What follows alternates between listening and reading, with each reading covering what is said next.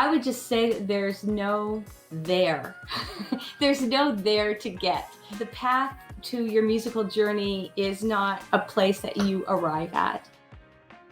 Hey everybody, I'm Starr Parodi. You probably know some of my work from the James Bond trailers that I redid the theme, Transformers Rescue Bots, G.I. Joe, The Starter Wife. I'm currently working on an Apple show right now, a new series coming up, and I'm the president of the Alliance for Women Film Composers, a really wonderful, amazing organization. My primary instrument is piano. I've always had a love of piano, although when I was a little kid, I had a love and hate relationship with piano. I really started playing in earnest when I was about 14 years old. I think because I started playing so late in my life, as opposed to, a lot of kids who start when they're 5 or 4 or something like that. I feel like once I started playing the piano, I knew that that's what I wanted to do for my life. And I didn't know what path it was going to take me. I didn't know all the winding roads that music would be leading me down, but I always knew that's what I wanted to do.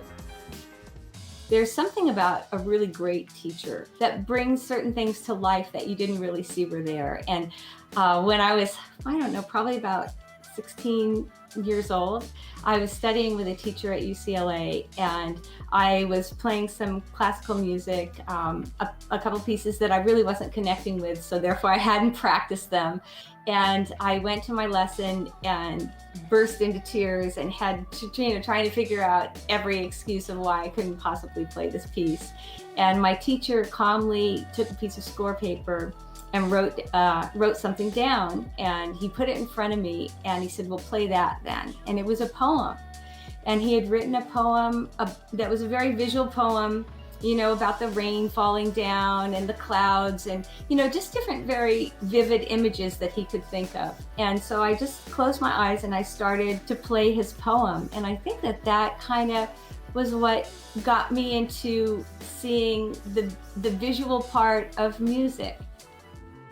I didn't formally study composition.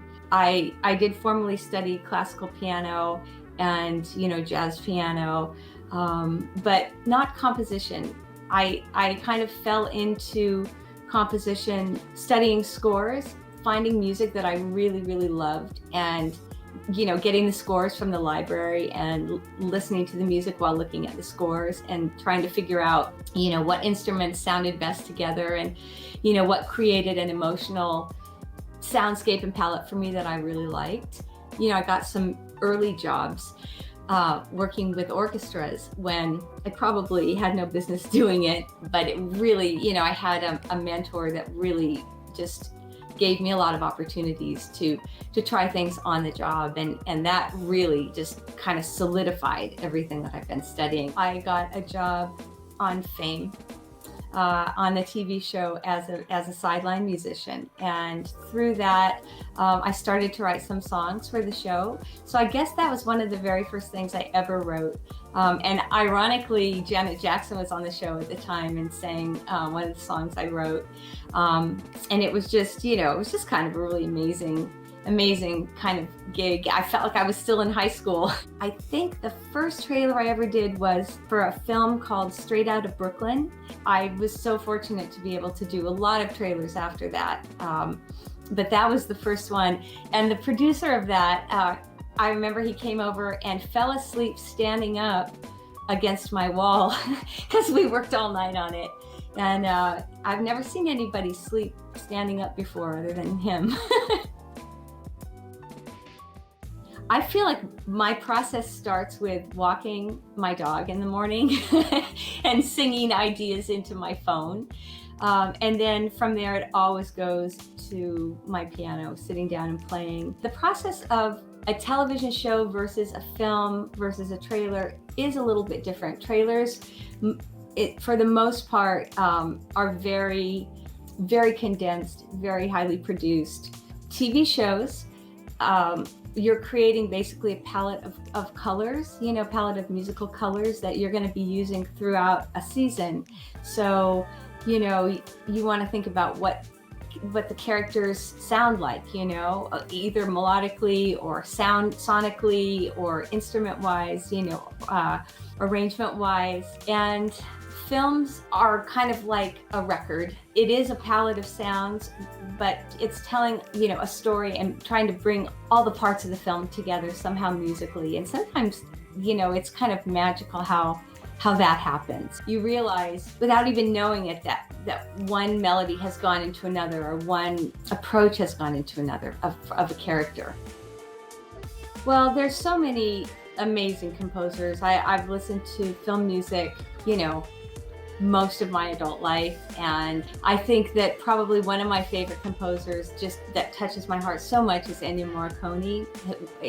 From way back to his early work till now. I love the work of James Newton Howard. I think he's just such a beautiful composer. Composers that are current now that I really feel just that really touched me: Max Richter, Olafur Arnalds, Hildur Gudnadottir, who did The Joker. I just think she just did such a beautiful emotional score to that film, and was, so deserving of all her awards.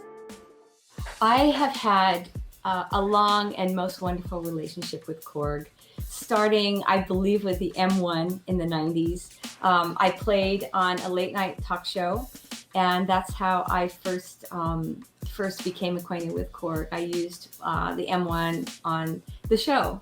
Love Korg's dedication to artists. I feel like I've always been welcomed, and all the artists that I know that use Korg gear, I think that Korg has a way of continually trying to find ways to make interesting movement in their sounds. Like, for instance, the wave state, which I just got and I'm just falling in love with. I love the movement in the sounds, and as far as the Cronus, I just, I use that all the time. I use it every day. It's kind of, I use it as my controller. I use a lot of the sounds on it, but it's just, it has such a great feeling keyboard. I just have always loved Korg gear and always felt very, very inspired by it. When I was first starting, I toured with Marilyn McCoo a little bit, and then I went on tour with George Howard, and that was kind of a breakthrough tour. That was with Whitney Houston as well. And I toured, kind of all around the country with him. It was an amazing, amazing band. And after that, I got the job on the Arsenio Hall show, and that was an in-town gig. I played on that show for 6 years, a late night talk show, and we, performed with pretty much every hero that I'd had up until that point. It was just a really amazing time.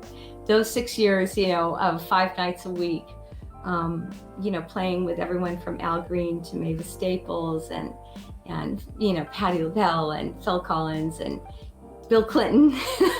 The opportunities to get to know and to play with people that were just, treasured artists and heroes was just, kind of amazing.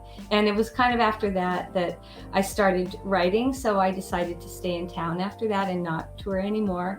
But I play piano concerts quite often. I've done a couple of solo piano records, kind of in the neoclassical style, and with filters and stuff, tweaking the pianos, so it's not straight up neoclassical music, but I still play concerts, but mostly on piano. Advice to young composers just starting out: I would just say that there's no there. There's no there to get. The path to your musical journey and to your musical happiness is not a place that you arrive at, but some place that is a continual place of growth and exploration. And if you look at it that way, and you look at music and life as small steps rather than an overwhelming, huge leap, I would say that if someone had told me that, I probably would have appreciated it.